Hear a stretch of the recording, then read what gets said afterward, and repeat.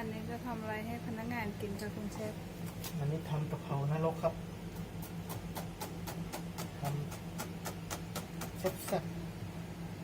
เป็นมากะไนก็คืออาหาร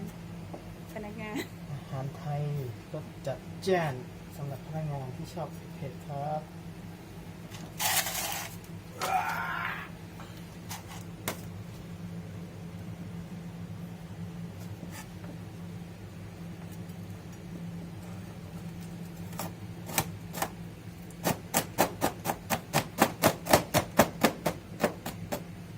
พริกปริมาณนี้สำหรับ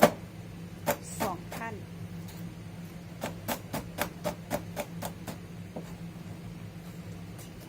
ที่ชอบแซ่บเตรียมพริกไปแล้วนะครับอย่างแรกก็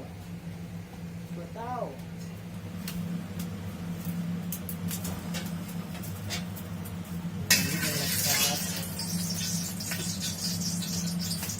เตรียมสับพ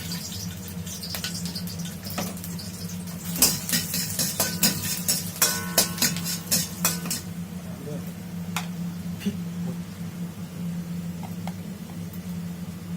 โอ้แค่นี้ก็น่าจะ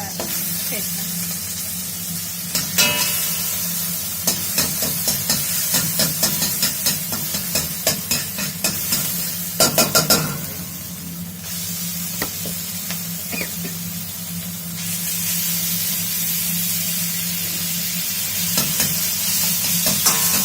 วันนี้จะไม่ได้ใช้ผักอะไรเลยเหรอจ๊ะรอสักครู่ครับมาดูกัน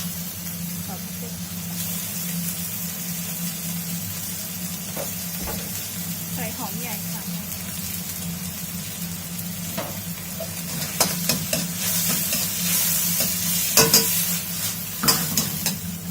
ลดด้วยน้ำปลานิดนึงนะครับน้ำปลานิดนึง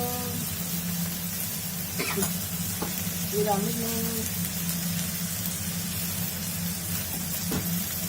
นิดนึงกะเพราเราต้องเล่นกะเพราสดนะใช้กะเพราแช่แข็งนะครับ อันนี้ก็ใช้กะเพราแช่แข็งเพราะว่าญี่ปุ่นหน้าหนาว แล้วก็ สดค่ะพริกนะคะรวมพริกแดงกระเทียมโอ้โน่พริก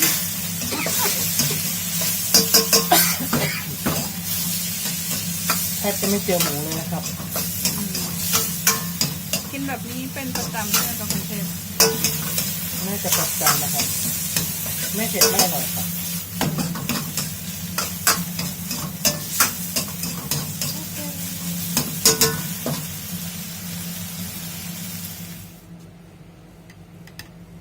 ดูสีสันนะครับ น่ากินมากเลย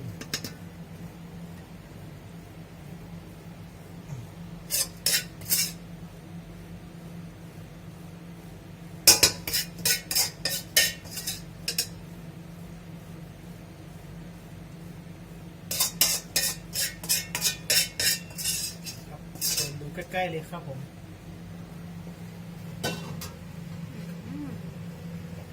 น่าทานไหมครับ น่าทานมากเลยค่ะแดงดีทำพริกน้ำปลาเรียบร้อยแล้วค่ะบ้านนี้เปลืองพริกมากเลยเนาะ งั้นいただきましょうか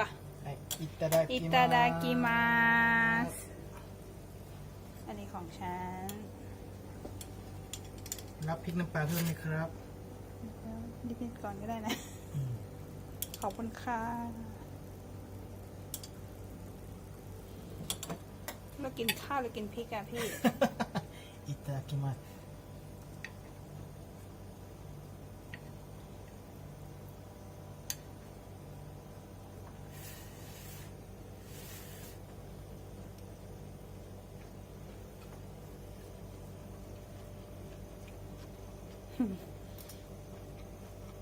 อร่อยครับ อ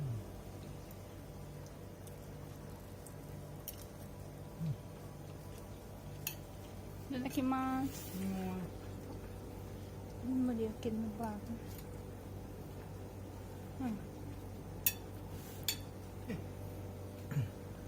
พริกครับ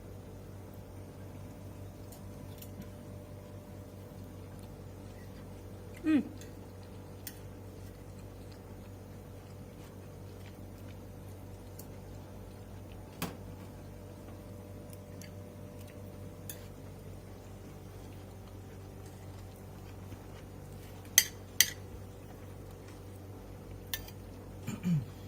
เผ็ดค่ะแต่เผ็ดแบบอร่อยเนาะ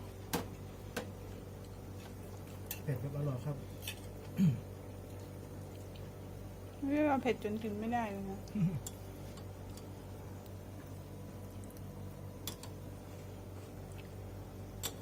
แซ่บปาก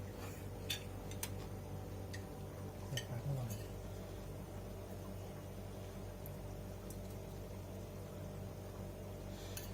ใส่จานสวยๆ สุดท้ายเราก็ยืนกินกันเหมือนเดิม